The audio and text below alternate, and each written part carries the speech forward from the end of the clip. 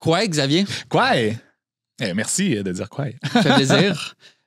J'ai compris récemment que Kwai, c'est Abenaki et Kwekwe, c'est beaucoup d'autres communautés autochtones. C'est exact, ouais. T'en as à peu près 6 ou 7 qui disent quoi. Nous autres, on dit quoi.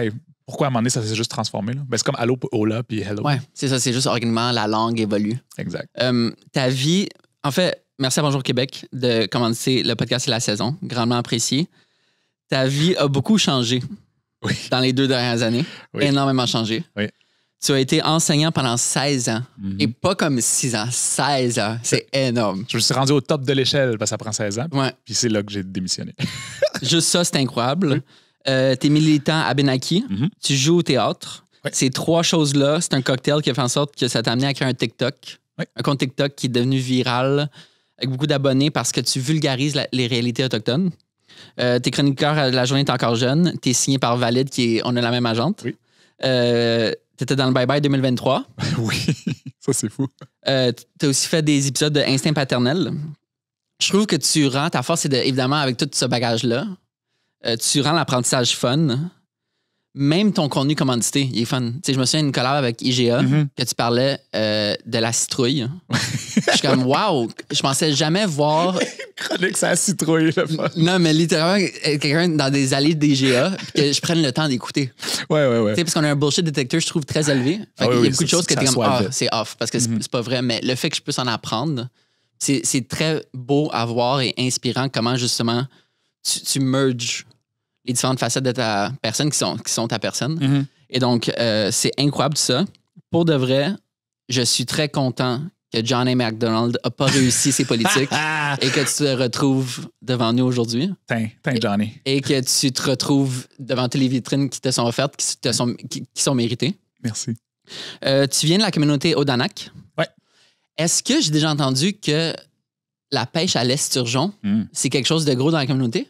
Oui, il y a de l'esturgeon juste tout le long de notre rivière Saint-François. L'esturgeon, c'est l'emblème, en fait, d'Odanak. No way! Oui, j'ai pas encore eu la chance d'aller essayer de le pêcher, mais c'est dans mes plans pour cet été. Puis même que c'est la raison pour laquelle mon groupe de power drum, je sais pas si tu sais, là, les gros tambours avec plein de monde autour, qu'on retrouve dans les power souvent, il s'appelait les Flying Sturgeons. Les esturgeons volants. Oui, parce que l'esturgeon, je vais pas faire un cours d'esturgeon. Vas-y, parle-nous de l'esturgeon. Je suis vraiment content qu'on commence par l'esturgeon. L'esturgeon, c'est qu'il y a comme plein de parasites qui collent sur sa peau, puis pour s'en débarrasser, il sort de l'eau, puis il s'éclate sur le... Une baleine. I guess, oui. Puis on appelle ça l'esturgeon qui s'envole quand il fait ça. Fait qu'on s'était inspiré de ça d'une autre façon, parce que pour nous, on voulait créer ce groupe-là pour se débarrasser de certains parasites là, qu'on avait en nous. Ça nous a permis de vivre quelque chose de plus grand. Puis, c'est ça. Fait que c'était ça le... Même si tu n'as jamais été à la pêche à l'esturgeon, est-ce que comme t'en sais plus sur comme ça a tout le temps été ça? Dans le sens, ça a tout le temps été important pour la communauté? C'est un point central? Ben oui, je pense que ça faisait partie justement de notre alimentation avec les 3 sœurs et tout le reste. Mais si tu viens à Odanak lors du powwow, tu as la chance de manger de l'esturgeon fumé. Puis c'est honnêtement un des meilleurs poissons fumés que tu peux trouver. Là. Je te le conseille fortement, c'est sûr. Mais justement, je pense que je vais venir photographier. Je vais trouver une manière de photographier. Est-ce qu'il y a des personnes... Est-ce que tu sais si dans la communauté, il y a des personnes qui vivent de cette pêche-là? Ou c'est vraiment juste récréatif? Ah oui, non, il y a des gens qui vivent de ça. Ah ouais? Il y en a assez pour que tu puisses le pêcher puis le vendre. Il y a des poissons. Il le caviar d'esturgeon est aussi très populaire. Oui, très, très populaire. J'imagine qu'il ne doit pas y avoir 1 million de lieux au Québec. Je sais pas, hein? Non, je sais pas. Nous, autres, on a comme une espèce de... Tu sais, le fleuve Saint-François, il se lâche dans le fleuve Saint-Laurent. La rivière Saint-François se lâche dans le fleuve. Oui, c'est ça. Puis, il y a comme une espèce d'estuaire où est-ce qu'on peut en retrouver. Je sais pas. J'imagine qu'il y en a peut-être partout dans le... Il y a quelqu'un qui m'avait dit, non, que tu pouvais pêcher de l'esturgeon à Montréal, quelque part. Fallait que j'essaye ça. Vrai pêcheur là, qui connaît les secrets. Un vrai pêcheur. Une fois que je fais ça, je reviendrai et je t'en parle. Avant d'entamer notre discussion, c'est important pour moi de te partager ma quête. D'où je viens, justement, pas géographiquement, mais mentalement. Parce que ta présence ici fait partie d'une quête personnelle que j'ai depuis l'année passée. Tout d'abord, je suis un éternel optimiste. Je crois en le positif par-dessus le négatif. Ça, c'est autant dans le quotidien que dans les histoires photos que je mets de l'avant. Je crois sincèrement que la haine prend racine dans l'ignorance, comme Daniel Laferrière dit, que juste de prendre un café ou une rencontre avec quelqu'un que justement tu juges peut tellement te rapprocher puis faire du chemin comme rien d'autre peut te faire, peut avoir comme conséquence. Tout ça s'est transformé, mettons, 2016-2017 dans ma vie en allant au Moyen-Orient puis en photographiant les musulmans du Moyen-Orient d'une manière positive avec un projet qui s'appelle You Don't Know Me, You Don't Know Middle East. OK. Me étant Middle East. Je mettais de l'avant les pays musulmans pour montrer les paysages, au lieu de montrer Bali, au lieu de montrer les Rocheuses ou le Grand Canyon que les gens répétaient beaucoup à ce moment-là. Je préférais montrer le Liban, la Jordanie, Oman, la Palestine, etc. Wow. Alors, c'est comme une quête personnelle de montrer des belles histoires de ces personnes-là pour qu'on développe de l'empathie envers eux autres pour un plus grand respect. Et donc, voilà. Puis, la pandémie a fait en sorte que j'ai arrêté de voyager, revenu au Québec, passion au Québec, exploration du territoire, en amour avec les gens, puis tout ce qui est ici. Puis, veux pas, naturellement, les communautés autochtones sont apparues justement dans l'exploration du territoire québécois. C'est vraiment fou parce que autant que je me sens vraiment à l'aise et habile de photographier dans tous les autres pays, aller à la rencontre, comment ça va, blablabla, vraiment m'ouvrir puis me laisser guider par eux, un mélange d'intelligence émotionnelle, de sensibilité, de respect profond pour les gens, d'apprentissage d'un peu de leur langue puis tout ça. J'ai découvert au fil des années que j'ai vraiment eu une réticence par rapport aux communautés autochtones d'une culpabilité que j'avais, que je me sentais mal de qu'est-ce que les générations avant moi ont fait. Puis ça me faisait mal, fait que ça me bloquait à explorer ce sujet-là. Et donc, je me suis donné comme mission l'année dernière de transformer justement l'œil que je donne, en fait, le genre de mini-vitrine que je donne aux musulmans, puis cet angle de les montrer, à maintenant montrer le positif des communautés autochtones, puis de justement donner plus de vitrines, m'intéresser plus, m'éduquer moi-même, avec aussi tous les mouvements sociaux, activistes, etc. Ça s'inscrit tout là-dedans. Mettons, je me suis dit que l'hiver qui vient de passer, avec le ralentissement économique, ça allait être mon hiver de recherche autochtone. Nice. Fait que, tu sais, j'ai commencé à collaborer avec Tourisme Autochtone Québec via Andrew. Fait des photos pour eux, j'ai lu des livres, j'ai été voir des pièces de théâtre qu'on va reparler, musée, exposition, film, etc.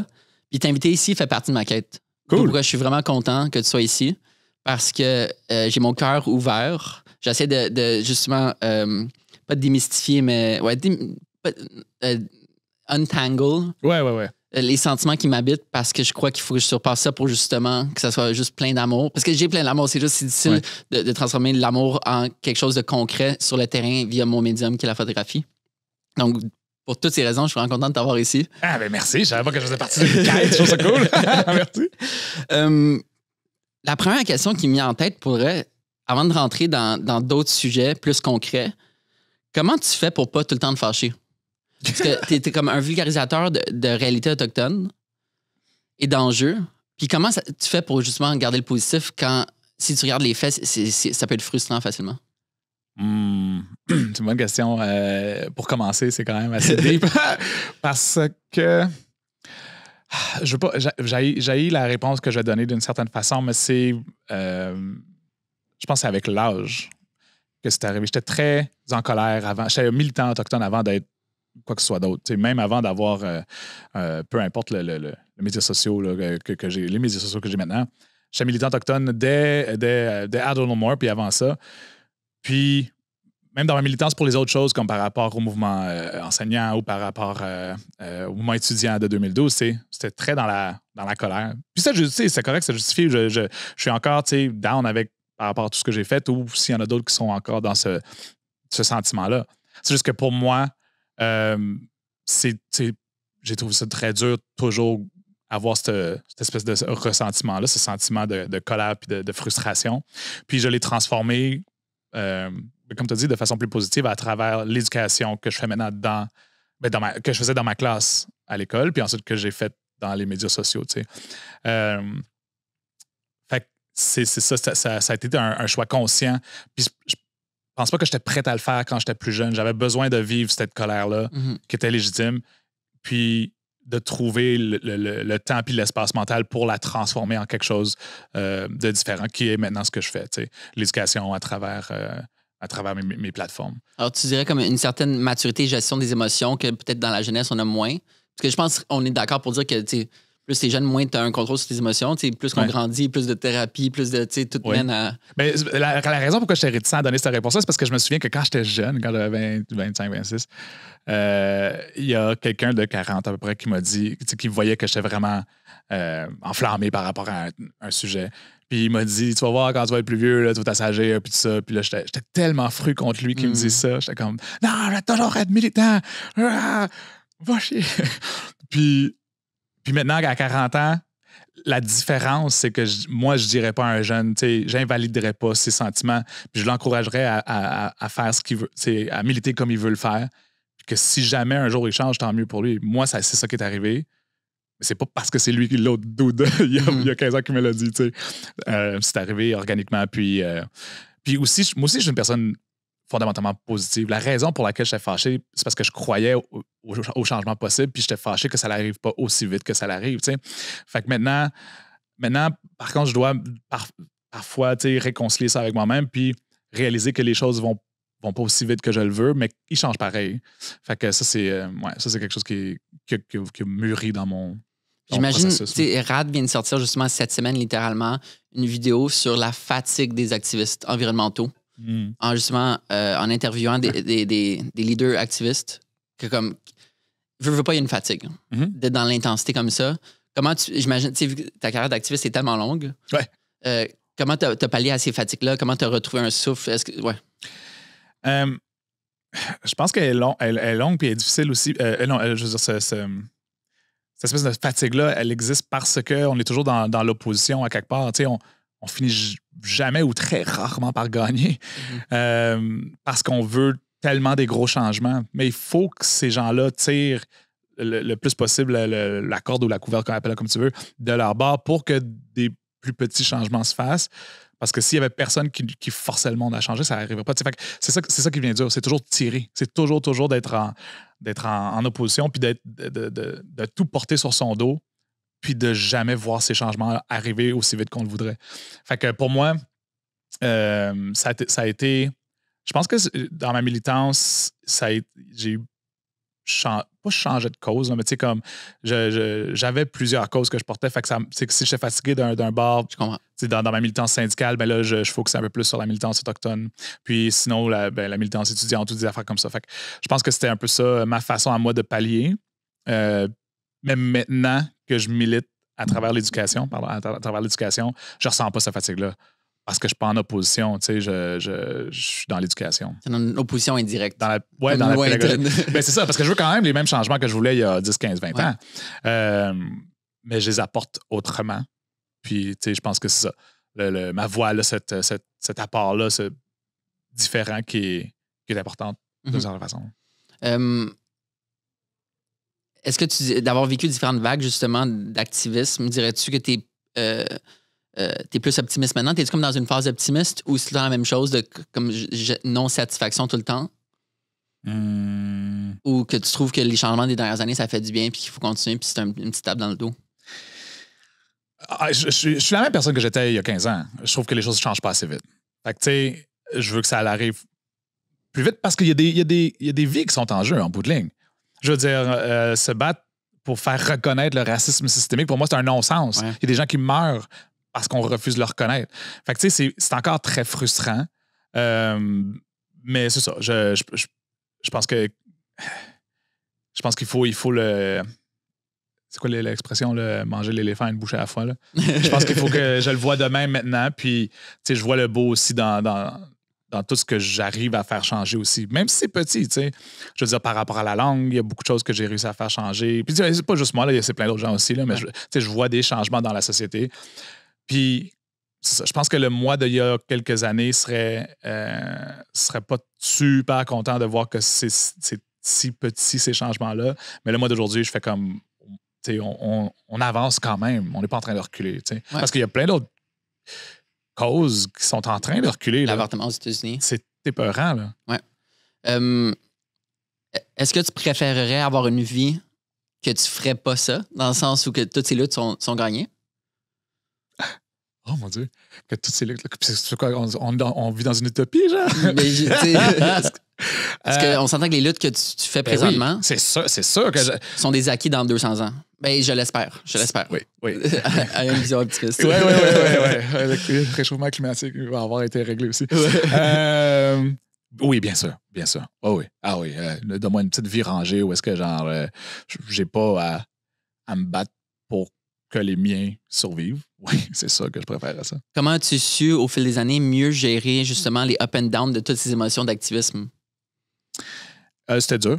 C'est très dur. En fait, j'ai même quitté sous certains milieux. C'est comme le syndicat enseignant. J'ai été brûlé là, dans le sens où, comme, par rapport à ce qu'on a fait, par rapport à ce qu'on a réussi à faire accomplir, puis ensuite se faire backstabber, ça a été vraiment dur. En fait, tout ce qui est politique, ça me frustre énormément parce que en bout de ligne, les politiciens, ils se font élire pour se refaire élire. Ouais. Je trouve ça très frustrant. C'est très, très rare, les politiciens et politiciennes qui le font pour réellement faire changer quoi. Puis que ces gens-là, ben, ils finissent par se faire brûler eux autres aussi puis quitter. T'sais. Je veux dire, il y a des exemples dans certains partis politiques récemment avec qui c'est arrivé. T'sais. Fait que non, je pense que je naviguais ça si difficilement. Là, de 2010 à 2020, c'était pas super facile. Puis après ça, ben, quand j'ai découvert ma façon de m'exprimer, ça a été beaucoup plus positif. Et dirais-tu que tu es comme dans la phase la plus heureuse de ta vie, si tu considères toutes les choses? Je pense que c'est encore trop tôt. Là. Je veux dire, j'ai démissionné en juin dernier. Fait que ça fait pas. Nouveau, même pas un an. Ça fait même pas un an que je suis plus prof. J'adorais être prof. C'était vraiment, vraiment le fun. Là. Les activités parascolaires, les élèves, tout ce que je faisais, ce côté-là, j'aimais ça. Le côté, par exemple, direction, puis le côté rigide de l'école, ça j'ai trouvé ça extrêmement difficile. Évidemment, tout le manque de soutien également. Mais j'ai toujours été heureux. Puis je me trouve aussi très chanceux, dans le sens où comme je suis presque au bord de croire que j'ai un ange gardien qui me suit de quelque part. Là, fait que, non, toute ma vie, j'ai été chanceux, puis positif, puis heureux. Fait que je sais pas si aujourd'hui je me trouve plus heureux qu'avant. Je pense que c'est dans cette continuité-là. Venant d'une personne qui donne des ateliers dans des écoles de 1 heure, 90 minutes, 2 heures, à la limite 3 heures, oui. C'est extrêmement demandant. Oui. Je ne comprends pas comment les profs au Québec complet font pour avoir une fraîcheur d'esprit, une rigueur. C'est surhumain. Oui, non. Comment tu faisais? Ben, moi, j'étais prof d'art dramatique. Fait que, j'y allais beaucoup dans l'activité, là, finalement. Fait que ça me permettait de ne pas faire des cours magistraux où est-ce que je parle. Je regarde mes ex-collègues, mettons, d'histoire, que les autres, ils parlent pendant le cours complet. Là, le cours fini, un autre cours recommence. Fait que, justement, moi aussi, la semaine passée, j'ai fait 3 conférences de suite dans une école. Fait que, c'était comme 1h15 x 3, collé. J'étais brûlé raide. C'est tellement brûlant. C'est vraiment dur. Fait que, non, moi, c'est ça. Quand j'étais prof, j'utilisais, on faisait activités, on faisait des jeux, puis après ça, c'était du travail en équipe, puis il y a des présentations. Fait que j'avais trouvé une méthode qui, moi, me convenait pour ne pas me brûler. Qui sont des modèles qui sont importants pour toi dans tes différentes. En fait, dans ta vie, des personnes qui sont des modèles comme la définition de modèle, comme quelqu'un que tu veux un peu répliquer à ta sauce? Mm-hmm. Y a-tu des. Puis, c'est la première question, mais y a-tu des modèles justement qui touchent plusieurs causes, qui t'inspirent ou. Ouais. On dirait qu'on a besoin des exemples pour savoir où est-ce qu'on veut aller. Ouais. Ce que je fais là, comme espèce d'animateur autochtone, il n'y en a pas beaucoup. Je veux dire, du côté autochtone, dans les autres sphères, il y en a plein. L'île Sapi, c'est ça. Ouais. Elle est extraordinaire. Tout ce qu'elle fait avec le Grand Solstice, avec sa musique. Je trouve que c'est une voix magnifique pour les Premières Nations, pour les Autochtones. Puis il y a peut-être quelques mois, j'aurais dit Buffy Sainte-Marie. Ça, c'était dur à prendre. Oh boy, j'avais un chandail d'elle. On est allé voir le show avec ma mère. Puis, tu sais, c'était comme, c'est une idole, là. Je veux dire, pour vrai, là. C'était un modèle. Elle nous a floués pendant tant d'années. Qu'est-ce que ça fait avec le T-shirt? J'ai les déchiré. Pour vrai. Je l'ai porté puis j'ai fait une vidéo avec. mais ouais, c'est ça. Sinon, comme d'autres modèles, je sais pas trop. Je trouve que je suis ma propre voix. Mm-hmm. Tu sais, c'est peut-être cliché, là, mais je trouve que ma mère est un super modèle à suivre par rapport à ce qu'elle a fait dans sa vie puis où est-ce qu'elle est rendue. Tu sais, c'est pas de... Il n'y a pas tant de célébrités ou de de gens que je fais comment? Je veux suivre ce chemin-là. Je pense que je veux tracer le mien. Bonne réponse. Oui, c'est deep. La loi sur les... je parlais en disant à ma copine que je t'invitais. On a parlé de la loi sur les Indiens. Puis je veux relayer à toi sa question vraiment naïve. Pourquoi ça existe encore? Puis moi, j'ai un peu peaufiné. Elle est où la réticence au changement? Parce que c'est nébuleux pour beaucoup de personnes qu'on sent que c'est comme unanime que c'est problématique. C'est jamais où? Ouais. Le problème réside dans la question qui est non finie. T'sais. On enlève la loi sur les Indiens, mais on la remplace par quoi? Parce que sinon, tu regardes le livre blanc de Jean Chrétien là, qui a fait Back in the Days. Puis, lui, son idée, c'était juste on l'a fait disparaître. Mais ça fait quoi? Ça nous fait disparaître aussi. Je veux dire, après ça, à cause de la loi sur les Indiens, on a été mis en communauté, on a été séparés, divisés, on a été assimilés et tués. Ouais. Puis là, on est comme pris dans cette... Moi, j'ai pas de solution. Là. Je veux dire, j'imagine qu'il faudrait créer un comité qui se penche là-dessus pendant des dizaines et des dizaines d'années pour arriver à une solution. Mais comme, il n'y en a pas. C'est une loi problématique, mais l'enlever créerait un tas de nouveaux problèmes. Fait que c'est vraiment, vraiment complexe. C'est un peu comme, chose que j'expliquais aussi à ma copine, n'importe quelle guerre, tu as un power vacuum. Dans le sens où si les Israéliens quittent Gaza demain, quand l'État islamique a été éradiqué, Russie, c'est un peu différent parce que tu as quand même le gouvernement ukrainien, mais comme quand il y a un renversement du pouvoir, le pouvoir qui a pris over, qui voulait éradiquer un autre pouvoir, le dominer, se retire, il n'y a plus de pouvoir. Là, ça crée comme un vide, surtout dans des places où les institutions sont moins stables et rigides. Et donc, ça crée justement ce problème-là. Puis je ne l'avais jamais vu comme ça. Le problème qui est la loi sur les Indiens, qu'est-ce qu'on fait avec ça? Ouais. C'est un power vacuum. Pas un power vacuum dans le sens du pouvoir, mais dans le sens que ça crée un vide par après. Oui, puis ça disparaît, puis après ça, nous, on est comme, oh my God, qu'est-ce qui se passe là? Puis il y a plein d'affaires qu'on perd. Je veux dire, il y a quand même certains aspects de la loi sur les Indiens qui nous confèrent, justement, qui nous protègent d'une certaine façon, weirdement. Ouais. C'est un mot. Mais tu sais, dans ce sens-là, fait que c'est tough, c'est vraiment dur comme question. Même, ça serait ma meilleure réponse pour ça. Non, c'est ça. J'ai pas. J'en parlais justement à le podcast qu'on a enregistré ce matin avec Florence Agadji-Bémoreau. Puis c'est fou comment l'art, c'est incroyable en général dans la vie. Ouais. Puis ça nous permet d'aller dans des places qu'on n'irait pas normalement. Par exemple, l'exemple que je vais amener, c'est Alternatives. La pièce dans laquelle tu as joué. Oui.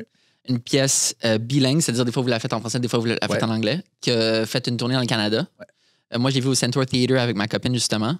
C'est fou. En gros, pour résumer très simplement, c'est un souper. Ben avant, c'est un souper entre amis, allochtones et autochtones.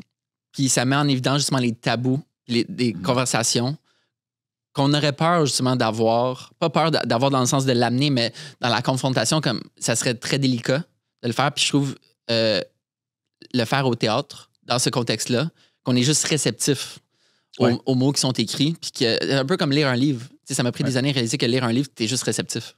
Tu n'as aucune parole, tu peux pas dire non. c'est ça, Puis juste, une fois que tu mets, une fois que t'es réceptif et que t'es passif, tu peux juste en prendre pendant 1h30. Alors, comment toi, t'as vécu cette pièce-là? Wow. Déjà, à la base, tu t'es sauvé à la fin de la représentation sans me dire bonjour. Fait que ça, je t'en veux encore. On s'était jamais rencontrés encore à ce moment-là. Ah, OK, c'est pour ça. Non, mais puis tu as dit aussi dans l'intro que je jouais au théâtre. Mais j'avais pas joué au théâtre avant cette pièce-là depuis 20 ans. C'est fou, ça. J'avais joué au théâtre à l'université dans le cadre de certains cours. Ou sinon, j'avais joué dans une troupe au cégep. Mais tu sais, quand j'ai auditionné pour cette pièce-là il y a 1 an et demi, puis qu'ils m'ont donné le rôle, ben là, ça a un peu cimenté aussi ma décision de quitter l'enseignement.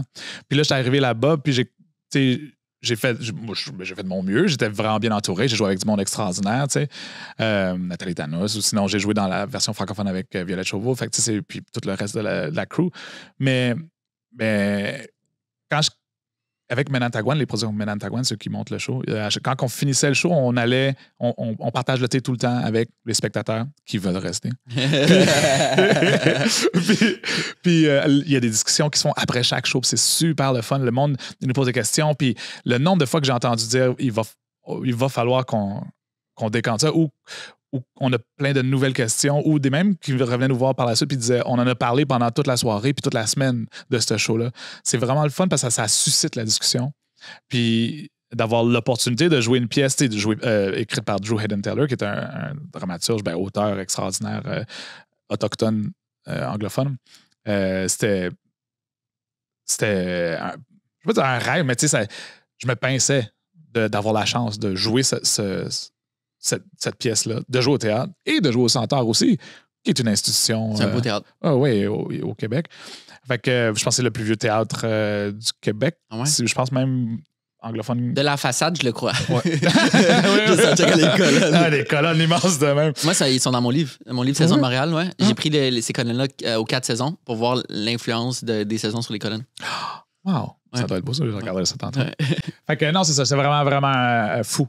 Fou puis de pouvoir le partager, puis de voir ou d'entendre à la fin, d'entendre le public, leur réaction par rapport à ce qu'ils ont vu.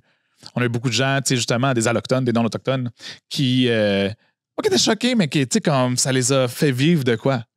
Puis même chose, lorsqu'on était sur scène puis qu'on jouait, c'est drôle de voir que les allochtones puis les autochtones ne riaient pas aux mêmes places, ouais, réagissaient pas pareil. Des fois, tu avais des allochtones qui avaient comme des espèces de grincements, ils se sentaient mal. Ils ne savaient pas non plus s'ils avaient le droit de rire aussi. Non, c'était extraordinaire comme aventure, comme pièce, la tournée. Ça m'a permis de visiter plein d'endroits au Canada où je n'étais jamais allé. Saint-Boniface, à Saskatoon, rencontrer les Fransaskois. Wow. Ça se dit pas pour le vrai de même? Oui, ils s'appellent Fransaskois. les Fransaskois. C'est un beau mot, ça. C'est pas pire. Il n'y était pas beaucoup. Puis c'est ça. Puis là, on a fait une petite tournée du Québec puis des Maritimes. Fait que c'était vraiment, vraiment cool. Puis je trouve que ça ramène au concept de base en psychologie de, si tu veux changer l'idée de quelqu'un, il faut que tu commences par du positif, par le flatter dans le sens du poil. Un peu comme, je crois sincèrement que le mouvement des Afrobeats émanant d'Afrique des dernières années est un peu, ça parle à nos cœurs parce qu'on aime la musique. Ouais.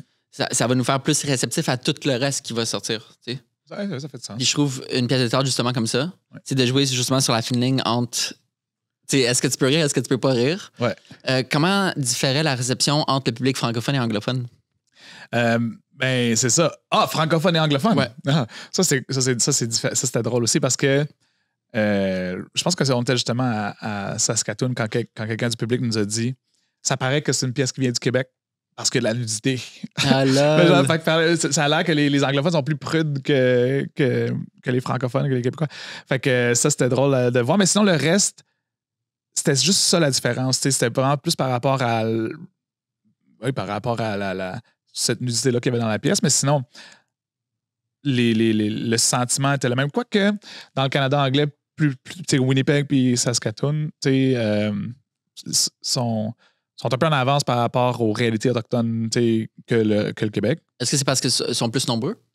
En termes de proportionnalité. Je pense que oui. Puis il y a plus de gens qui travaillent là-dessus. Puis ils sont juste plus en avant par rapport au. Maintenant, ils sont même plus dans les reconnaissances territoriales. Là, nous, on commence, on me demande encore souvent d'aider à écrire justement des reconnaissances territoriales. Mais dans le Canada anglais, ils sont plus là. Eux autres, c'est plus. Ils ont un premier ministre. Hein? Ils ont un premier ministre autochtone. Ben oui, c'est ça. On a Wabkinu, tu sais. Fait que, puis c'est plus des reconnaissances, c'est plus des land acknowledgement maintenant qu'ils font, c'est des land back, tu sais, comme qu'ils font maintenant. Fait que, tu sais, c'est plus comme on reconnaît que le territoire. Non, c'est on doit redonner le territoire. Fait que, tu sais, ils sont comme encore en avance sur tout ça, puis plein d'autres aspects aussi par rapport aux nation. Tu vois, ma copine, elle me dit souvent pourquoi qu'on fait ça? Pourquoi qu'on nomme le territoire comme. Parce que sa critique vient du fait de. On le dit, mais qu'est-ce qu'on fait avec ça? C'est comme, OK, c'est beau le dire. Exact. Mais après, je lui dis, tu sais, reconnaître un peu comme les réunions d'alcooliques anonymes. C'est la première étape, c'est reconnaître ton problème. Deuxième étape, OK, là, on peut avancer parce que le problème, le doigt est mis dessus, tu sais. Oui, non, je suis 100% d'accord. Je pense que c'est justement comme moi je parle. Parce que l'ultime étape, c'est comme quand tu disais au départ, tu sais, qu'il n'y ait plus ces problèmes-là, c'est qu'on soit arrivé à la réconciliation. Mais avant d'arriver là, on est très, très loin. Tu sais, la journée vérité et réconciliation, c'est une joke. Je veux dire, il manque la partie la plus importante. Je ne sais pas si tu l'as peut-être, tu m'as déjà entendu le dire, celle-là, mais tu sais, l'exemple que je donnais à mes élèves pour leur faire comprendre l'aspect manquant de ça, c'est les 3 R. Tu as le côté où est-ce que tu respectes l'autre. Fait que, tu sais, comme, mettons que l'exemple que je faisais, c'est que je volais un porte-crayon à mes élèves. Tu l'as déjà dit, là? Non. Je volais le porte-crayon de mes élèves, puis j'utilisais les crayons en classe, puis là, j'en jetais un peu partout, puis j'en brisais pas, mais je faisais semblant. Puis j'en mettais dans mes poches. Puis là, après ça, l'élève était déçu ou frustré. Il était comme, ben voyons, mes affaires. Fait que là, dans toute la classe, je m'excusais. Je disais, je peux pas croire, pour vrai, je m'excuse, c'est ma faute. 100% ma faute. T'sais, je reconnais que c'était tes crayons, puis je suis vraiment désolé. Puis là, je prenais d'autres affaires, puis j'en remettais dans mes poches, puis là, je continuais le cours. Puis là, je voyais que les élèves étaient comme, ben voyons. Je dis, ben, qu'est-ce que vous voulez de plus? Je me suis excusé. On est réconciliés. Mais non, parce que t'as pas de réconciliation sans de réparation. Puis là, il arrive facilement à comprendre ça. Tu redonnes les crayons, tu redonnes le pas de crayon, tu en rachètes d'autres si t'en as brisé. Fait que, tu sais, c'est un peu ça le côté manquant à toute cette histoire-là. C'est le côté, pour y arriver, ben, il faut. Puis c'est pour ça que dans la reconnaissance territoriale, oui, c'est dans la première partie, c'est le côté respect puis écoute, mais ça sert à rien, c'est performatif si il n'y a pas de réparation qui s'ensuit. Fait que, il y a beaucoup de compagnies qui vont le faire, puis après ça, pour se déculpabiliser, pour se sentir mieux, parce que c'est la mode.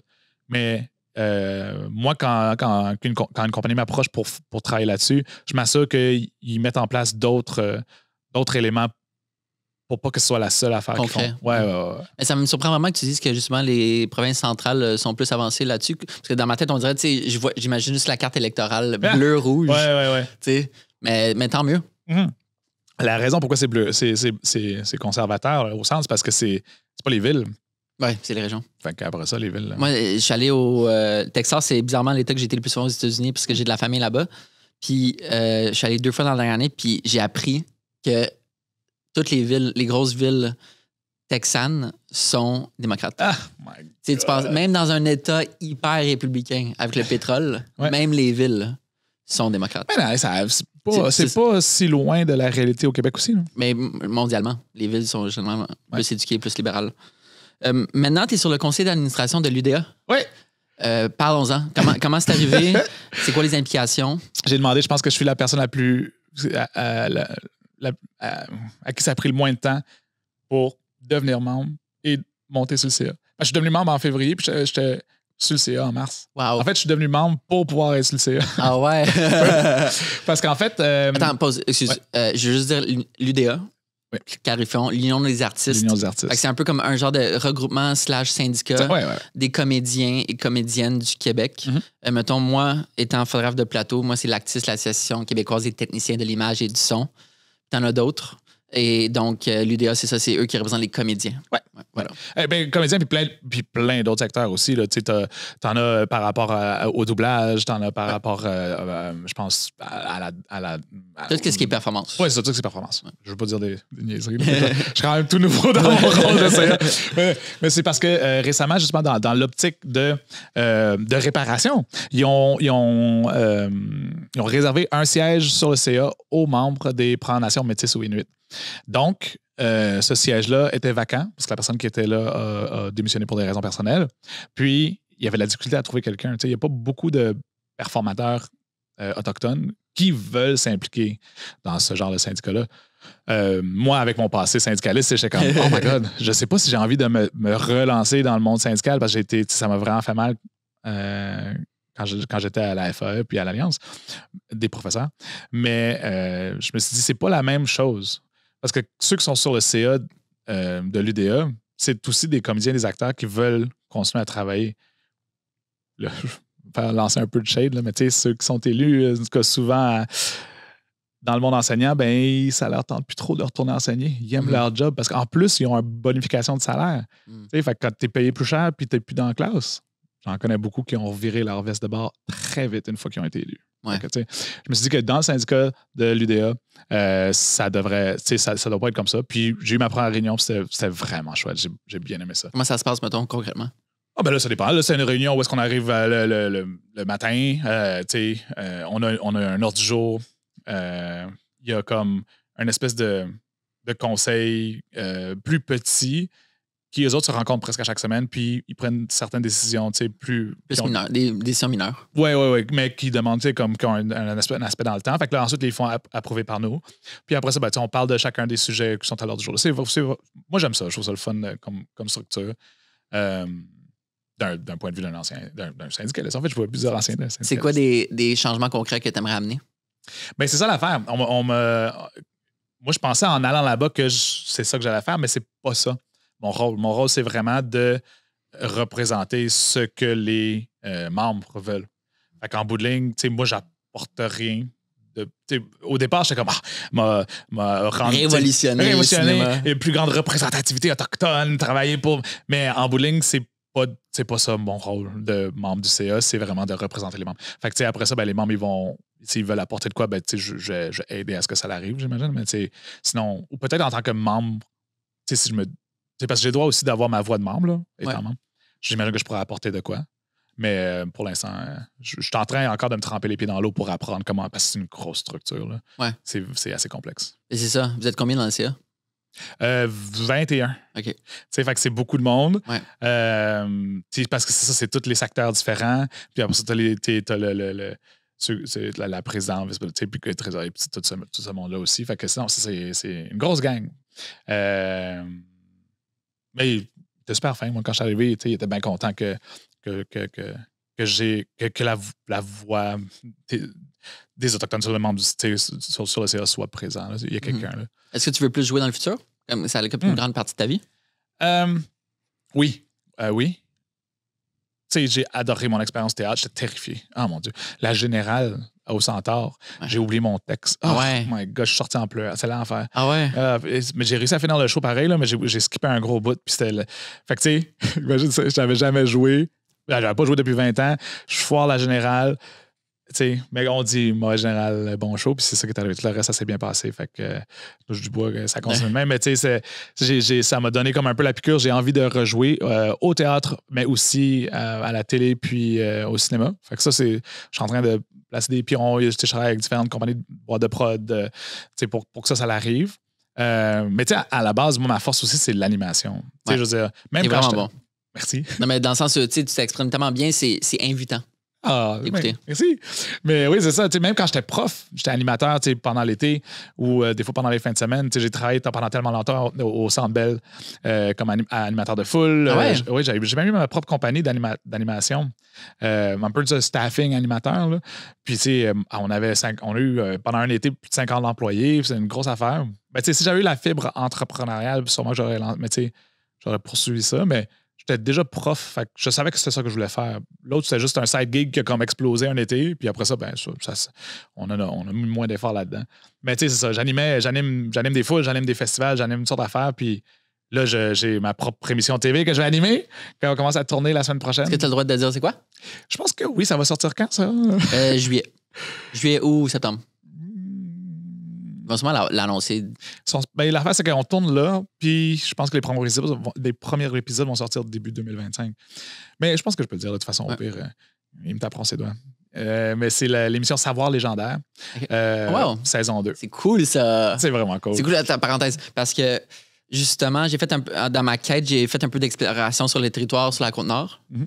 Puis juste l'idée de commencer un texte en disant le peuple qui vit ici depuis des millénaires, c'est tellement puissant. Puis tu verrais ça de notre culture, c'est comme wow. Tu penses à des peuples bédouins au Moyen-Orient, mais là, de dire ça des peuples ici, c'est comme... Fait que du savoir légendaire, wow, incroyable. Fait que savoir légendaire, c'est à APTN. Puis moi, j'anime la saison 2. Saison 1, c'est avec Samian. Pour des raisons personnelles, il ne fait pas la saison 2, puis c'est moi qui le remplace. Fait que c'est vraiment chouette.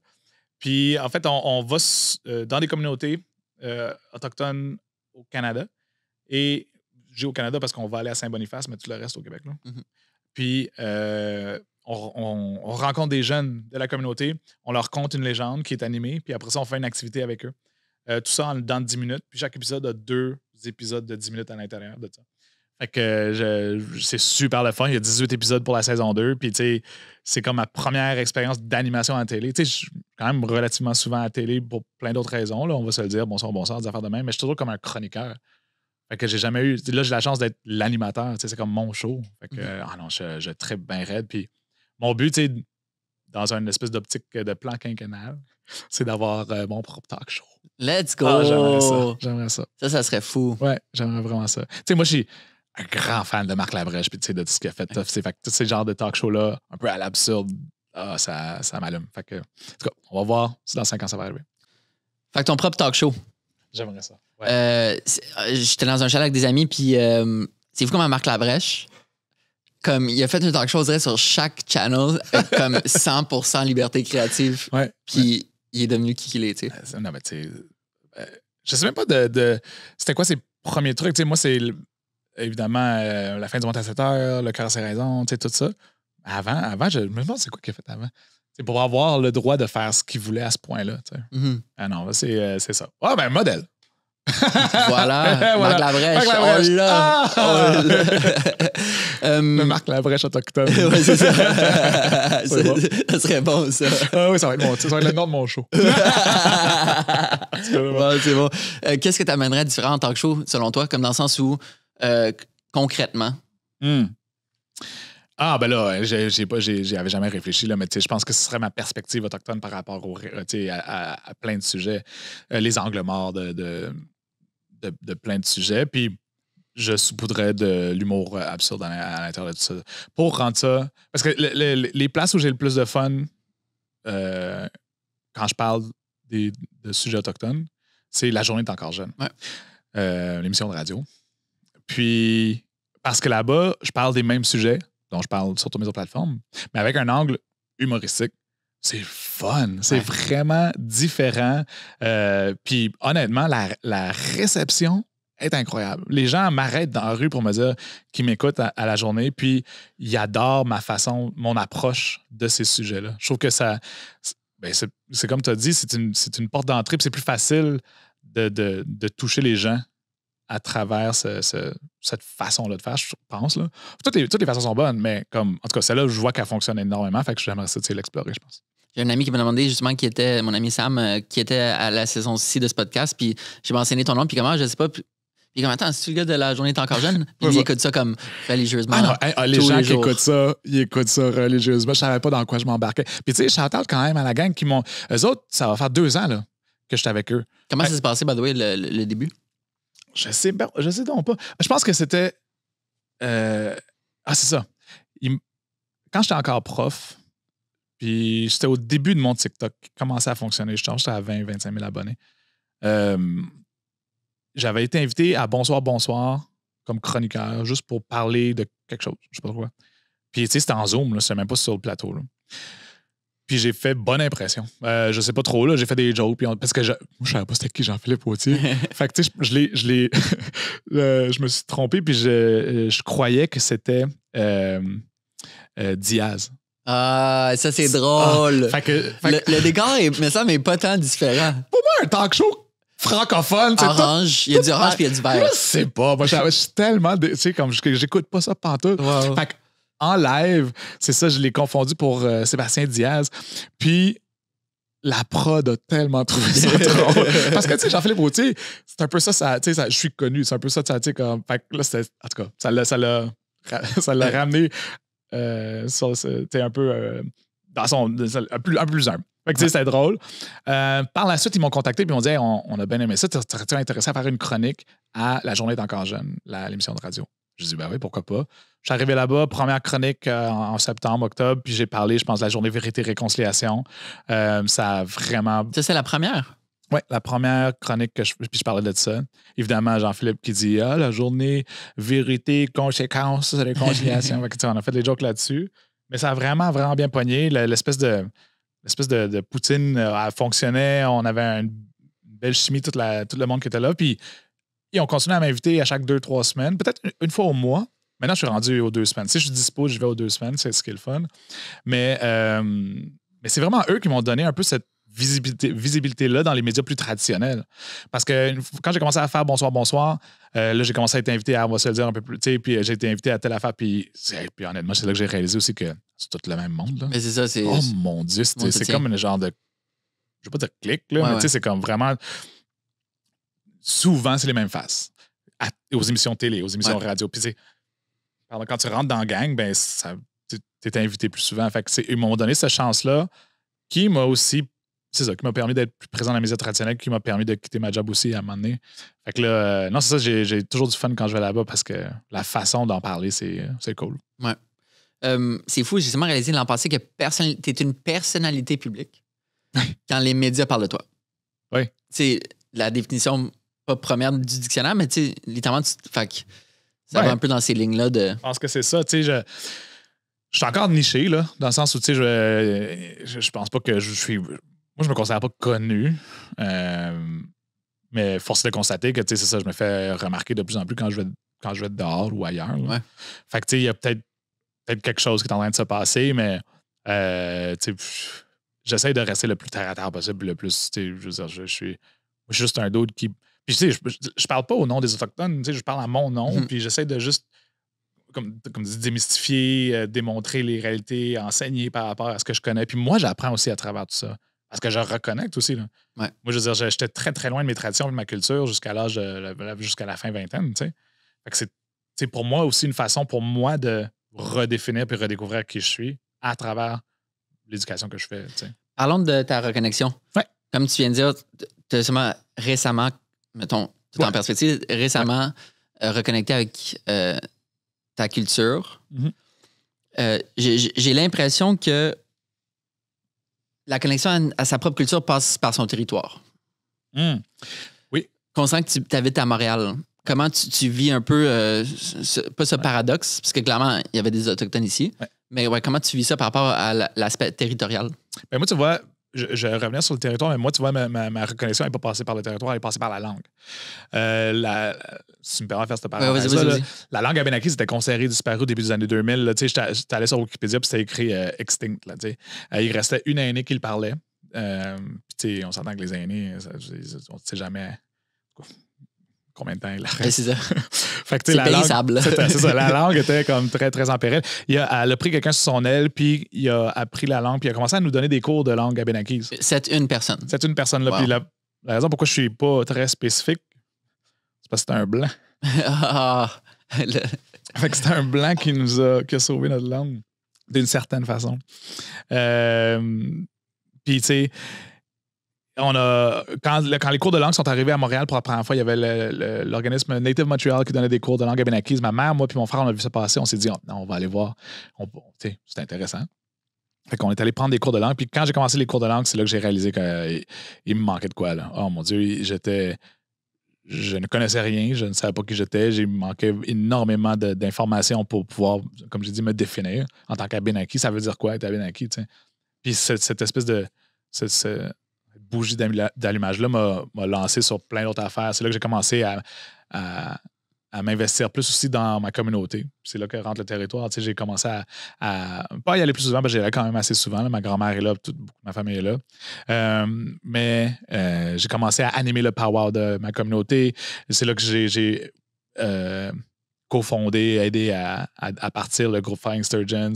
Fait que je jouais du power drum. Fait que il y a plein d'affaires que j'ai faites à partir de ce moment-là, après avoir commencé à prendre des cours de langue, que ça m'a permis de, c'est ça, me retrouver d'une certaine façon. T'sais. J'ai tellement hâte de voir le graphique dans les livres d'histoire dans 100 ans. Un peu comme le rhinocéros blanc. Dans le sens où tu vois juste la chute, puis là, ça arrive à une personne, and then it bounces back. C'est ça que t'as avec le rhinocéros blanc? Non, mais tu sais, je sais pas exactement. Il en reste un, puis il garde, puis là, ça comme, OK, un bébé, deux bébés. Honnêtement, je vous en tout cas, 100 ans, je pense que ce ne sera pas assez longtemps pour qu'on soit encore beaucoup. Mais tu sais, c'est parce que c'est dur. Pas personne avec qui le pratiquer. Tu apprends souvent à travers les livres. Comme il y a une app maintenant? Il y a une application, oui, qui est sortie, qui a été créée par le Conseil de bande.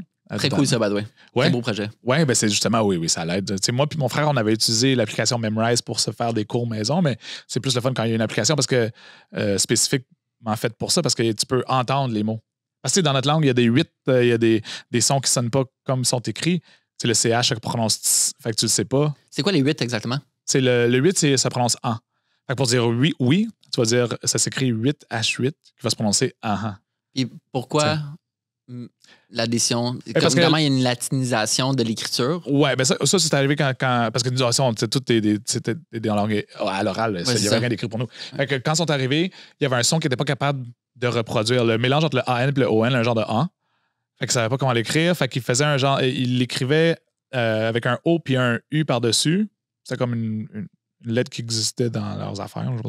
Puis avec le temps, ça s'est déformé pour juste se transformer en 8. Puis c'est comme ça. C'est comme un bug dans le système. Genre, il y a un script qui a fait comme oups, il y avait une tâche, c'est pas grave. Puis là, c'est parti à l'imprimerie. Puis là, le 8 est arrivé. Fait que ça va après ça. Parce que c'est ça, à la base, c'était des lettres de latin. Là, c'est ça. Fait que ça, c'est drôle. Là, tu parles avec ton frère? Dis-moi, t'essayes? On essaye. Tu sais, je suis rendu à peu près à. Ça fluctue, là. Au top de ma shape, j'étais à 350 mots peut-être. Là, je pense que ça s'est redescendu à 200. C'est dur, parce qu'il faut que constamment tu le pratiques. J'essaie de le pratiquer avec mes enfants. On a des espèces de petits post-it qu'on met dans la maison avec des mots pour essayer de les apprendre. Mais c'est vraiment dur parce qu'on n'est même pas encore rendu à apprendre les verbes. Là. Je peux pas faire de phrases vraiment. Je connais les phrases de base, mais après ça... Est-ce que tu comprends la structure, mettons? Tu comprends comment une phrase est structurée? J'ai même pas encore essayé. Là, je connais beaucoup d'animaux. Oui. Fait que moi, j'ai ça, j'ai les présentations, les salutations, mais après ça, c'est un travail énorme. Puis, on a commencé avec, mettons, 5-6 personnes qui prenaient des cours, puis maintenant, on est peut-être une vingtaine, mais le nombre de personnes qui peuvent le parler, c'est très petit. Mm-hmm. Tu dirais que phonétiquement, ça ressemble à quelle autre langue? Je pourrais pas te dire. Mettons, de tes voyages planétaires. Oh mon Dieu. Ben, déjà, à la base, j'ai jamais réellement entendu quelqu'un le parler. Ouais. J'ai entendu des enregistrements, mais la seule chose que je pourrais le comparer, c'est à d'autres langues autochtones qui ont les mêmes racines algonquines. Fait que non, je pourrais pas te dire à quoi ça pourrait ressembler. Là. Un point commun entre tous les immigrants que j'ai rencontrés dans ma vie, multinationalité, de nationalités multiples, ont tous le sentiment d'être assis les fesses sur deux chaises. C'est-à-dire que tu n'es jamais pleinement dans une culture, jamais pleinement dans l'autre. Quand tu immigres quelque part, tu n'es pas une des personnes qui étaient là avant. Puis là, quand tu retournes dans ton pays, oh non, tu es rendu l'autre. Est-ce que tu as ce sentiment-là d'avoir le cul sur deux chaises? Moi, non. Mon père est blanc québécois, là. C'est un Cournoyer. Fait que moi, je scinde, puis je choisis, en fait, de mettre de l'avant mon côté Abénaki. Puis c'est ça que je suis, Mais par contre, quand je vais au Centre Bell pour voir le Canadien, je mets mon chandail de Cournoyer, le 12, il vend. Fait que, je choisis mes moments quand je suis l'un ou l'autre. Puis je sais que je suis les deux à quelque part. Mais comme pour moi, c'est pas. Je le vois pas comme un. Je sais pas me trouver.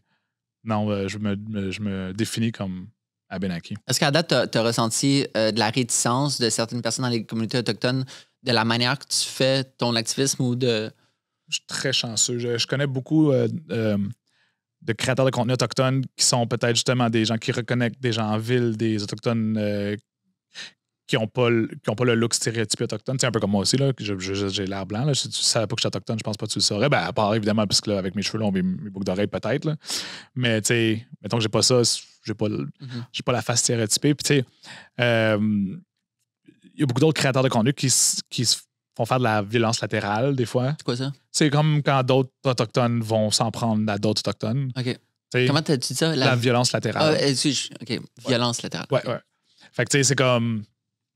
Moi, j'ai pas reçu ça jamais. J'ai toujours eu que des props de la part des autres créateurs de contenu autochtones par rapport à tout ce que je faisais. T'sais, même sur TikTok, au départ, mon compte était anglophone, puis je veux dire, nomme-moi tous les créateurs de contenu autochtones les plus connus sur l'application TikTok, puis on est tous amis. Là.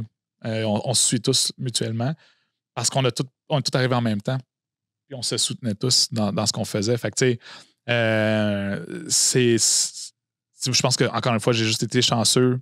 Peut-être que c'est dans mon approche, je sais pas. C'est weird aussi, tu sais, même même par rapport à d'autres créateurs de contenu, tu sais, quand c'est par rapport à la réception des allochtones, j'ai le même contenu que d'autres personnes, tu sais, comme, mettons, Catherine Boivin. Je publie le même contenu, mais moi, je ne reçois pas genre de mise en demeure puis de menace. Wow. C'est fou, tu sais. Fait que ça, c'est peut-être le côté féminin aussi de la chose. Ouais, clairement. Fait que il y a ça. Mais tu sais, je veux dire, pas que j'en veux. Mais tant mieux. Mais tant mieux. C'est ça, je suis chanceux de... Tant mieux if it's only love. Quoi qu'en même temps, je bloque plus vite que mon nom. Honnêtement. J'ai eu des passes avec, dans le temps, avec les conspis puis avec les anti-vax. Puis j'ai dû bloquer 2000 personnes. Wow. Mais une fois que tu as bloqué, c'est toujours le même monde. Fait qu'une fois que tu les as bloqués, ils sont plus là. Ça, c'est fou, ça, parce que je sais même pas comment bloquer.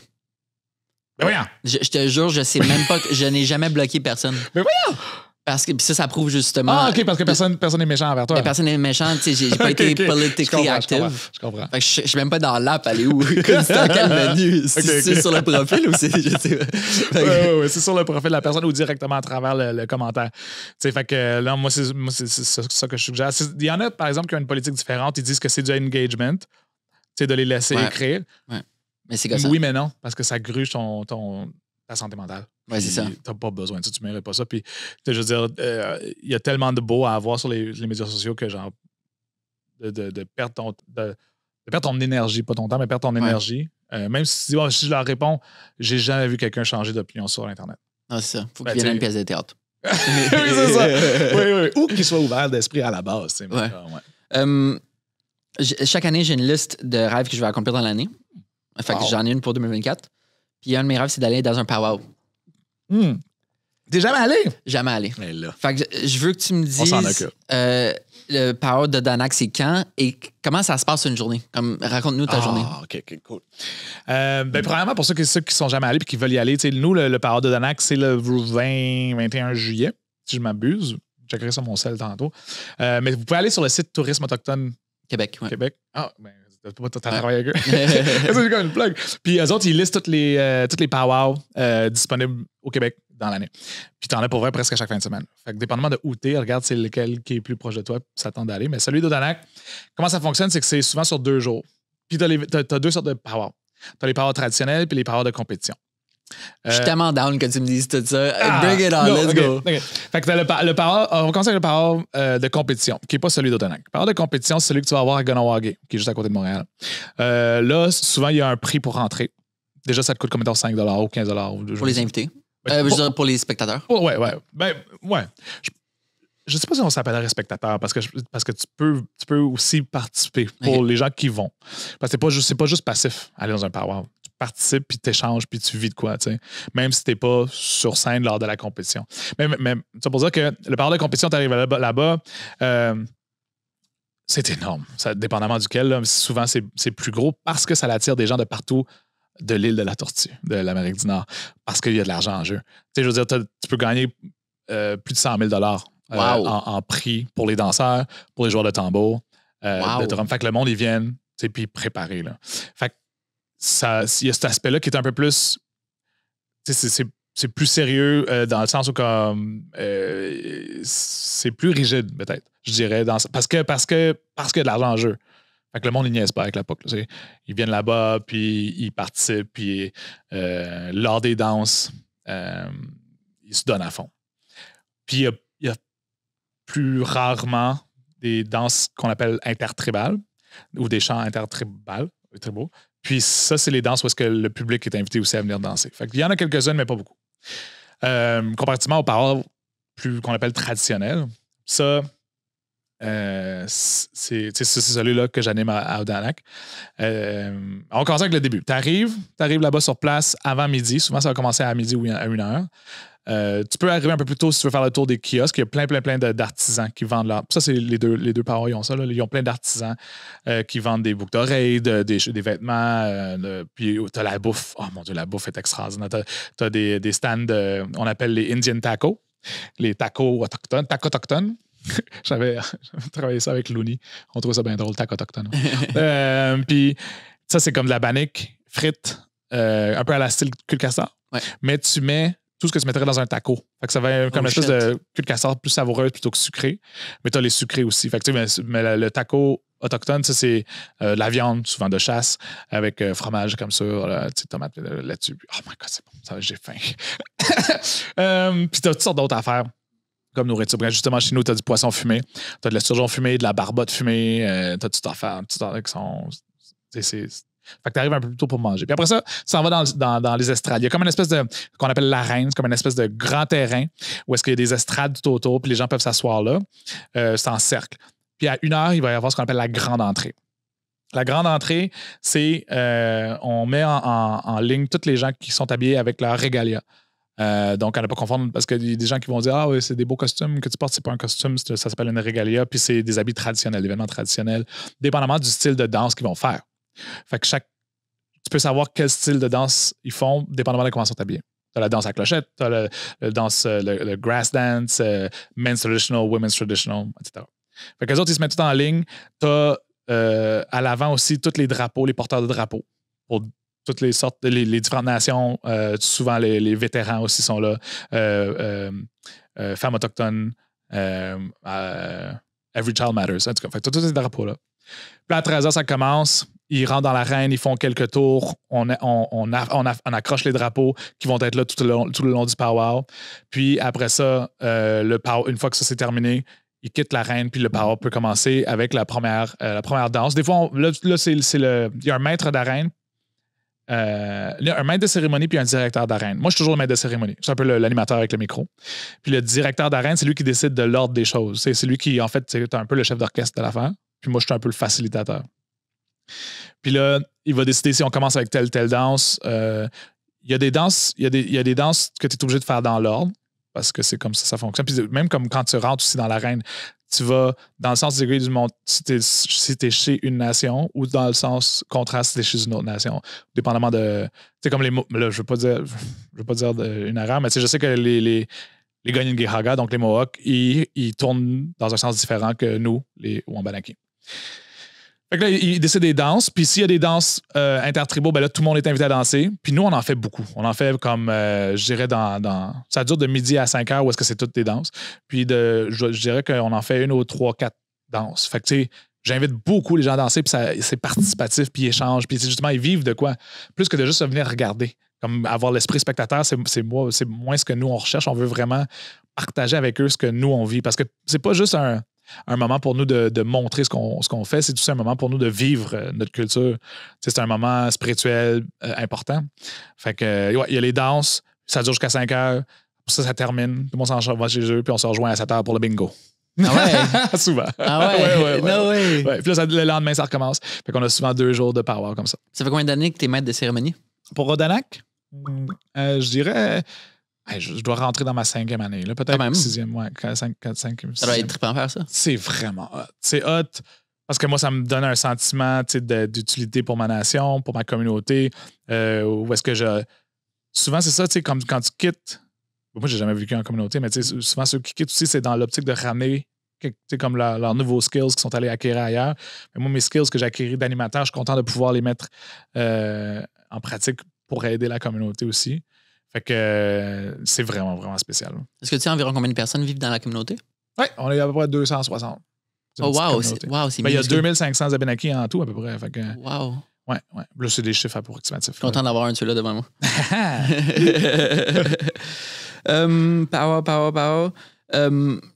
C'est tout un monologue, ça. J'espère qu'ils sont encore là. C'est parfait. As-tu pu visiter beaucoup d'autres communautés au fil des années? Si oui, lesquelles t'ont impressionné?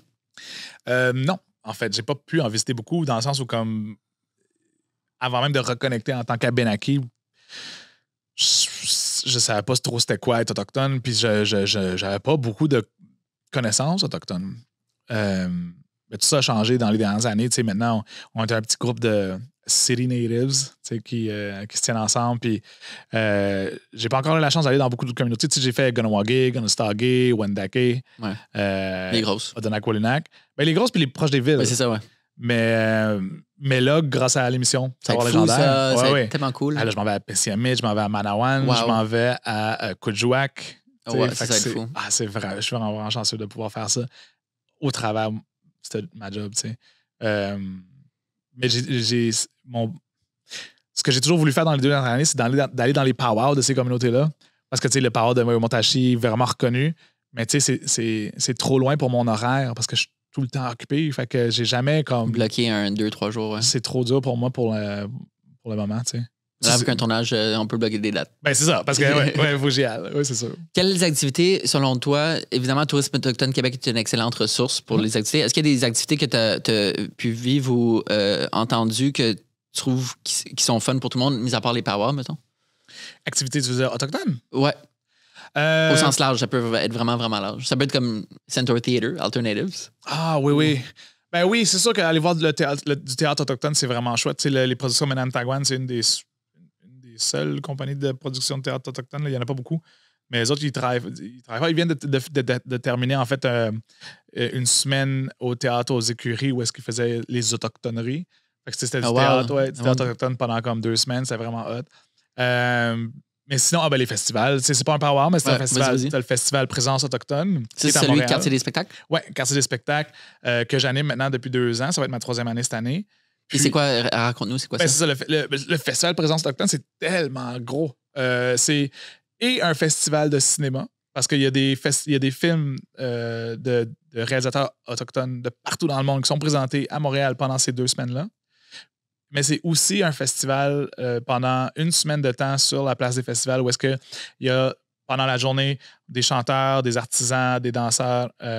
Puis ensuite, le soir, il y a un gros show de genre 7 à 11 heures du soir avec un ou des artistes invités spécifiques. Là. Fait que c'est vraiment hot. Puis moi, j'anime ça. Je suis l'animateur, le maître de cérémonie du festival. Il y a plein d'affaires qui se passent. Il y avait des associations avec la bouffe. Il y avait avec les différents restos du coin. Tu avais un skatepark qui était installé pour les gens qui... Parce que le skate, c'est vraiment une grosse affaire, là, surtout aux États-Unis. Là. Mais c'est ça, j'ai vu une entrevue pour Mammouth. Ouais. Puis il y avait une image que c'était Skate South. Okay. Or Nation Skate South. Ouais. Mais justement, raconte-moi, parce que quand j'ai vu ça, parce que j'essaie justement dans ma quête de me trouver des sujets photographiques positifs. Ouais. Parce que oui, c'est beau aller faire des. Il y a des histoires dans la National Geographic sur comme le manque d'eau puis les problèmes d'infrastructure puis tout ça. Mais j'essaie de me concentrer sur le positif. Fait que. Parle-moi justement de la culture skate puis la culture autochtone. Comment c'est arrivé puis c'est quoi qui se passe? Je peux pas t'en parler tant que ça parce que je suis pas un skater, là, mais comme dans le sens où je sais que s'il y a comme une espèce de forte collaboration, surtout avec, mettons, des compagnies de skate. Je sais que Vans, ils vendaient des souliers créés avec des designers autochtones, puis l'argent allait pour la création de skatepark. Je sais que l'organisme qui est là lors du festival Présence autochtone, je veux dire, ils vont en communauté pour encourager les jeunes à faire du skate puis à avoir un hobby plus positif. Parce que des fois, ça peut être long quand tu es en communauté et tu es loin de tout. Fait que je sais que c'est super apprécié puis il y a une grosse culture skate autochtone. As-tu des amis qui en font? Non. J'aimerais ça, mais j'en ai pas. Justement, moi, mes amis autochtones, ça fait pas longtemps que je les ai. City Natives. Oui, City Natives. Puis là, ça commence à grossir mon réseau. Mais c'est ça, c'est depuis peu, tout ça. Là. Je comprends. Ouais. Mais sinon, juste pour revenir sur le festival, on avait Présence autochtone, qui est un exemple de choses qu'on peut faire. Environ quand? C'est quand dans l'année? C'est la 2e semaine de août. OK. Mais il y a aussi le festival Coué. À Québec, qui est un peu la même chose, dans le sens où comme c'est un festival où est-ce que c'est une fin de semaine plus une journée de spectacle, que j'anime aussi. Je suis aussi le maître de cérémonie du festival Coué depuis cette année. Maître de cérémonie pan-québécois. Je sais, oui, je suis la marque Labrèche des cérémonies. Non, mais là, je pense pas qu'elle aime. En tout cas, fait que je fais ce festival-là aussi, puis c'est vraiment des artistes invités, puis ça vaut la peine. Fait que si vous êtes proche des métropoles, vous pouvez aller voir ça. C'est quoi qui diffère de celle-là, mettons, par rapport à celui à Montréal? Les artistes, les artisans, mais dans le sens où, comme, tu sais, aussi des danseurs, des chanteurs. Puis, c'est tellement vaste parce que chaque nation a sa propre culture. Fait que, chaque fois que tu vas y aller, ça va être différent ce que tu vas voir. Tu vas jamais comme finir par voir. À chaque powwow que je vais, c'est différent. Même si la structure est similaire, c'est toujours différent. Donc ça, c'est quelque chose que tu peux faire si tu veux aller en dehors des powwows. Puis l'autre affaire, c'est des fois, il y a des jeux d'hiver qui sont faits en communauté où est-ce que tu peux aller y aller. Puis il y avait comme un nouveau sport, en tout cas, un sport qu'on a commencé à ramener par chez nous qui s'appelle le Snow Snake, le serpent de neige. Connais-tu? Non. Le serpent de neige, c'est que tu as un espèce de banc de neige qui peut faire des dizaines de mètres. Puis à l'intérieur de ton banc de neige, tu as un petit sillon, à peu près large de même, qui fait tout le long, puis creux de même, à peu près, qui fait tout le long de ton banc de neige. Puis tu as un bâton. Puis ce que tu vas faire, c'est que tu dois le fliquer dans le sillon le plus loin possible. Puis si tu le fliques mal, ben, il va planter ou genre, il va pas glisser assez loin.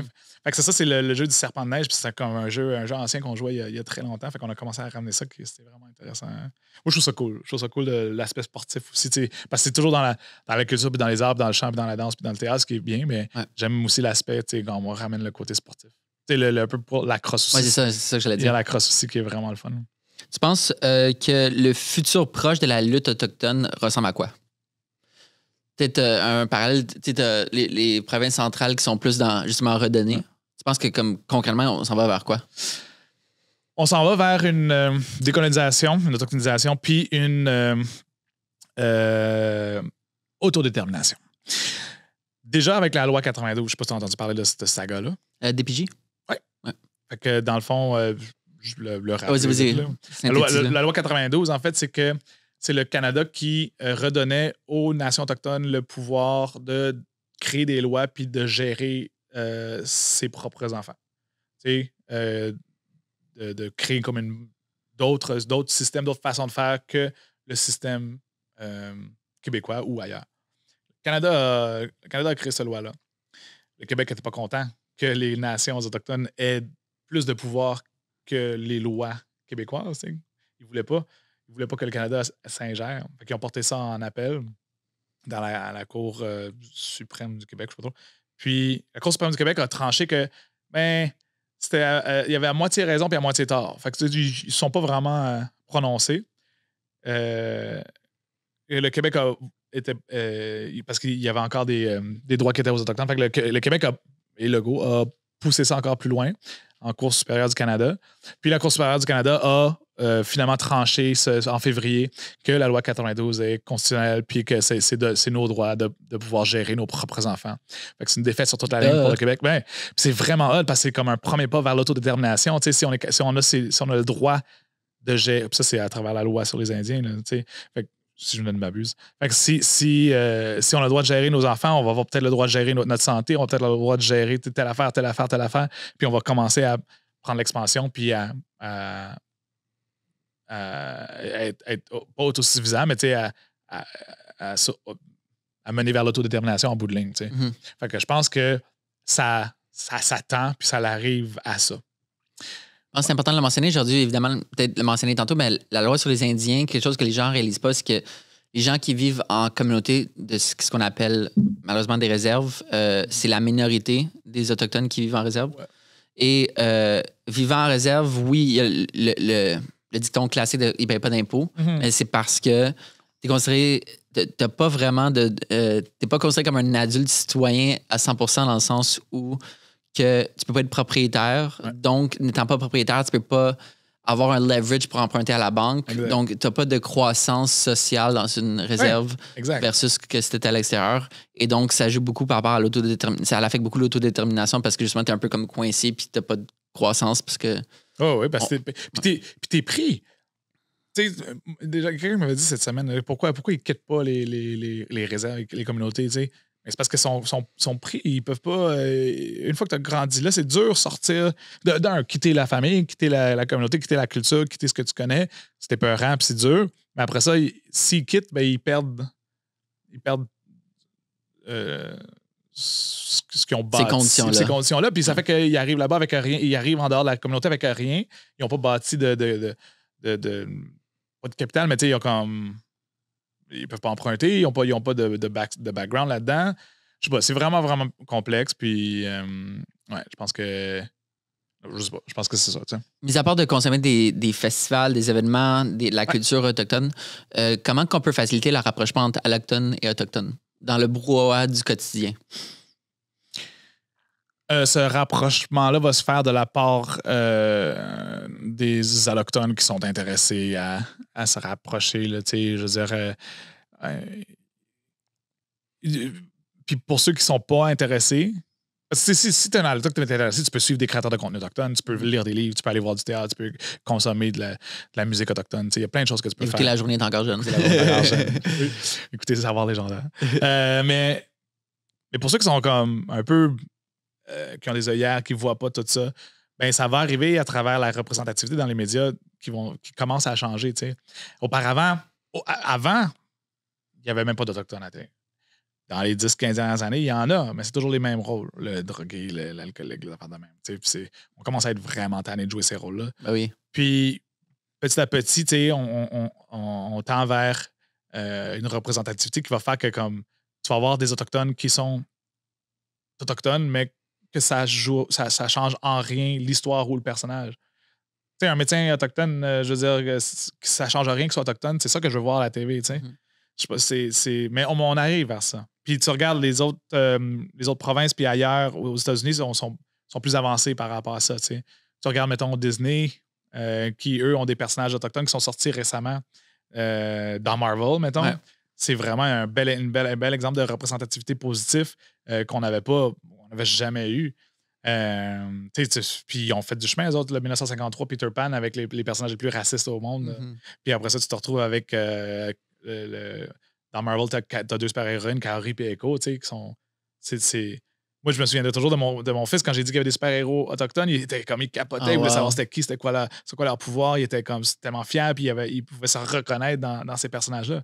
C'est ça la force de la représentativité. Puis, tu sais, quand il va y avoir ça, les Allochtones vont réaliser qu'on est plus qu'un stéréotype et qu'on est plus qu'une image passée. Ouais. Comme mentalement, on est plus que juste des gens avec des headdress. Là. Est-ce que selon toi, puis j'ai pas vraiment d'opinion sur ce sujet, d'où pourquoi je demande, est-ce que parce que, mettons, dans la population, tu as certains pourcentages, les personnes afrodescendantes, les personnes autochtones, les personnes de confession X ou Y, il y a des pourcentages de la démographie, OK? Est-ce que tu penses que la représentativité parfaite, ce sont des représentativités qui équivalent à ces pourcentages de proportionnalité démographique? Ou...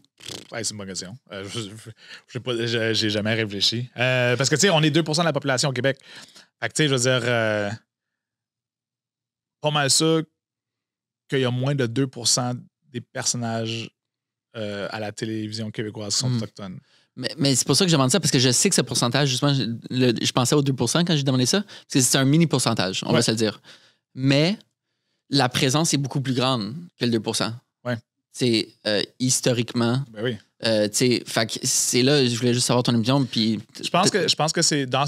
Oui, je pense qu'il devait y avoir une plus grande représentativité que le pourcentage démographique parce que c'est un levier ou un mécanisme pour corriger. Ouais. Puis à un moment donné, peut-être qu'on va arriver à quelque chose d'autre. Mais c'est la même chose pour quand on demande des quotas, mettons. T'sais, moi, je pense que c'est important parce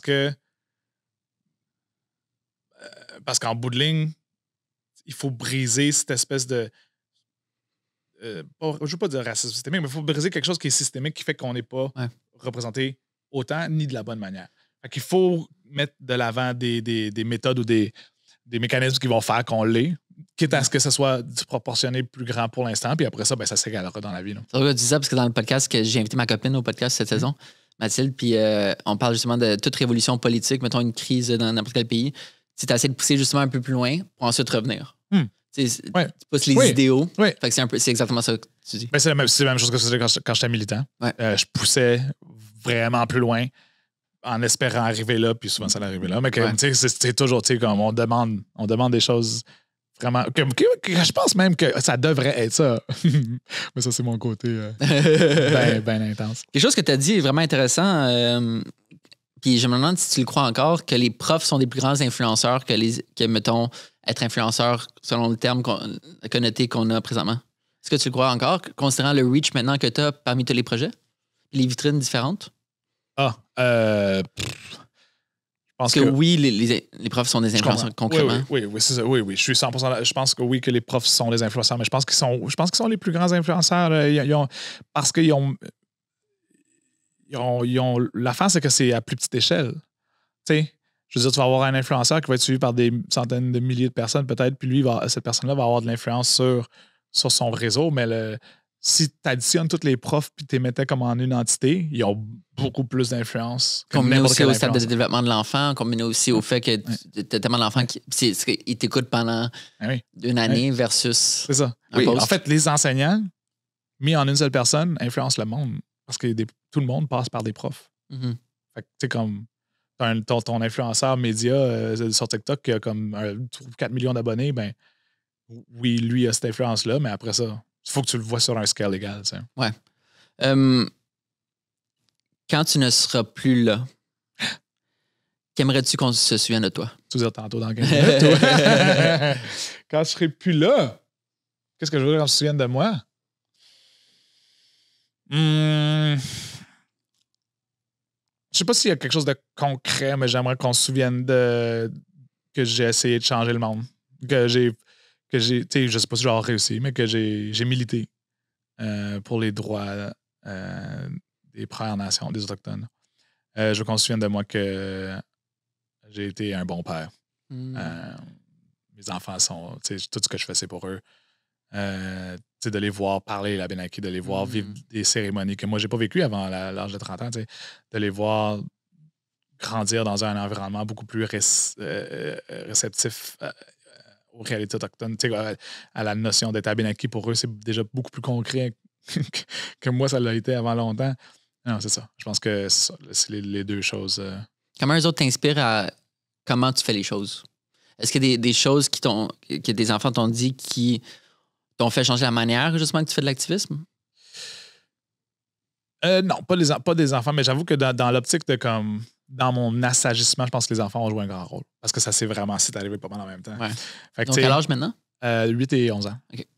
Mon fils va avoir 9, je pense, quand ça va être sorti. Mais oui, c'est ça, je me suis assagi aussi dans cette optique-là. Je peux plus passer des soirées en triage après avoir été arrêté à cause d'une manifestation. c'est plus très... Ça, il va appeler la gardienne. C'est ça. Eh là là. You have one phone call. Your lawyer ou ta gardienne? La gardienne, c'est ça. Ouais, mais pour le The Record, j'ai contesté puis j'ai gagné. Ouais, j'ai vu ça, c'est fou, by the way. Explique rapidement cette histoire parce qu'elle est vraiment folle. Mais ça, c'est dans le temps de la grève étudiante. Ouais. Moi puis mon groupe, on était un groupe de militants. Un groupe humoristique qu'on se déguisait en lapin, on avait des masques puis des oreilles, puis on s'appelait le Rabbit Crew. Puis on allait dans les manifs, puis on taquinait les policiers, mettons. Puis on essayait toujours de trouver les mêmes, puis on parlait avec eux. Puis il y en a beaucoup qui nous appréciaient, nous trouvaient drôles, mais il y en a beaucoup qui nous haïssaient. Fait qu'à un moment donné, dans une manifestation pour la F1 sur Sainte-Catherine, j'étais le seul lapin qui était sorti ce soir-là, les autres étaient occupés, je pense. Puis la police libérait la rue Sainte-Catherine pour laisser passer les voitures. Moi, j'étais toujours le premier à retourner dans le trafic puis à inviter le monde à venir. Parce que le monde était un peu frileux, mais étant une figure du mouvement étudiant, les mondes me suivaient, moi. Fait que j'ai fait ça 3-4 reprises. Puis à un moment donné, je vois un des dos de la police en blanc là, qui me pointe, qui parle à un autre dos. Puis là, je dis, c'est peut-être mon cue pour partir. Fait que je commence à quitter. Je commence à marcher. J'ai encore le masque. Quelqu'un qui vient me voir et me dit, on a entendu sur les radios policiers qu'ils ont demandé à ce que tu sois arrêté. Fait que, il faut que tu partes. Je dis, oui, je suis en route. Mais je gardais mon masque, parce que je voulais pas que le public me reconnaisse quand même. Parce que j'étais prof aussi, fait que je voulais pas. Ah oui, c'est vrai. Je voulais pas trop que ça soit. C'est ça. C'est pour ça que j'ai toujours milité aussi pour le droit du port du masque, parce que pour moi, c'était important de garder mon anonymité. Pas parce que je faisais du grabuge, mais parce que je voulais pas que ça l'affecte mon emploi. Ouais. Puis mon droit de manifester était comme non, tu peux l'enlever. Fait que là, je marchais, puis à un moment donné, tu as eu à peu près comme une dizaine de policiers à vélo qui ont passé. On va avec le masque. C'était avec eux autres quand je discutais le plus, parce qu'ils sont toujours présents. T'sais. Fait qu'ils m'ont dit, il y en a quelques-uns qui m'ont dit hey, bonne soirée le lapin. J'ai dit on se voit demain à la prochaine manif, parce que je sortais tous les soirs. Puis là, je les vois passer à côté de moi, je les vois recevoir un call, puis tout faire demi-tour, puis ils sont comme attends une seconde, on veut te parler, reviens ici. Je sais pas pourquoi, j'ai commencé à courir. Fait que là, ils m'ont. Courir direction opposée. Opposée. Puis là, je rentre dans une ruelle, ils me corner, ils m'accotent contre le mur avec leur vélo. Ils prennent mon masque, ils me menottent les mains dans le dos. sais, moi, encore un peu dans le côté taquin, il y en a un qui boit de l'eau. Il y en avait deux policiers qui m'avaient arrêté. Un qui boit de l'eau, puis que là, je dis, hey, j'ai soif, moi aussi, je peux-tu en avoir? Là? J'ai couru, tout ça. Ben oui, tiens, il n'y a pas de trouble. Il me garoche la bouteille d'eau complète en face alors que j'ai même menotté. Ah ouais. Fait que là, bon cop, bad cop, je sais pas trop, le gars qui m'a arrêté m'a dit, écoute, je vais te donner, là, ça devait être un de ceux qui nous aimait, il a dit, je vais te donner refus de circuler. Mais comme tu étais déjà en train de partir, tu pourrais le contester, puis ça va bien aller, mais il faut que je t'amène en triage pour que tu passes la soirée en dedans parce qu'ils veulent pas que tu ressortes. T'sais. Fait que c'est ça que je passe la nuit dans une espèce de cellule avec des vrais gens qui se faisaient arrêter pendant cette nuit-là. Là. Il y avait des gens qui faisaient des push-ups à terre. Fou, ça. Il y avait comme. C'est vraiment épeurant. Il y avait un gars beaucoup de gens qui avaient été arrêtés parce qu'ils étaient trop sous, parce que c'était à la fin aussi. Il y en avait un qui était comme un peu belligérant, puis il voulait comme avoir mon T-shirt. Puis là, j'étais comme, oh my God, j'ai tout. Puis le lendemain matin, ils m'ont libéré à 6 h du matin. J'ai reçu mon ticket que j'ai compté plus tard, puis j'ai gagné. Puis à 7 h 30, il fallait que j'arrive chez nous parce que les déménageurs arrivaient. C'était ma journée de déménagement. Ouais, la mère de mes enfants m'en a voulu longtemps pour celle-là. Wow. C'était vraiment pas mon meilleur coup. C'est fou, ça. Ouais. Ben, ouais. Ça pour dire que maintenant, j'essaie de plus me faire arrêter. Vu de même. Vu de même. Xavier, Oléoné. C'est Oléoné. Merci beaucoup, Oléoné. Merci d'être là. Merci de faire ce que tu fais. C'est vraiment important. Tu le fais bien. Lâche pas. Puis c'est fou parce que ça fait même pas un an que t'es plus prof. Pas que t'as pas eu un impact avant, mais ton impact est différent maintenant. Incroyable, ouais. Puis les projets vont s'enchaîner. Je le sais parce qu'Andréane est fabuleuse puis Marie-Lou est fabuleuse. Shout out. Fait que merci d'être venu pour vrai. Puis on se revoit au Power, t'es tout obligé de venir. Ouais, mais moi je suis en Europe jusqu'à, je pense, le 20 ou 21 juillet. Fait que je vais checker sur le site de Tourisme Autochtone. Okay. Mais c'est sûr. Sinon, viens au Power de Wallinac, je l'anime aussi. C'est juste une demi-heure plus loin qu'Odonac. Puis c'est quand ça? Fin août. OK, ça c'est plus plausible. Cool. Merci. Merci à toi.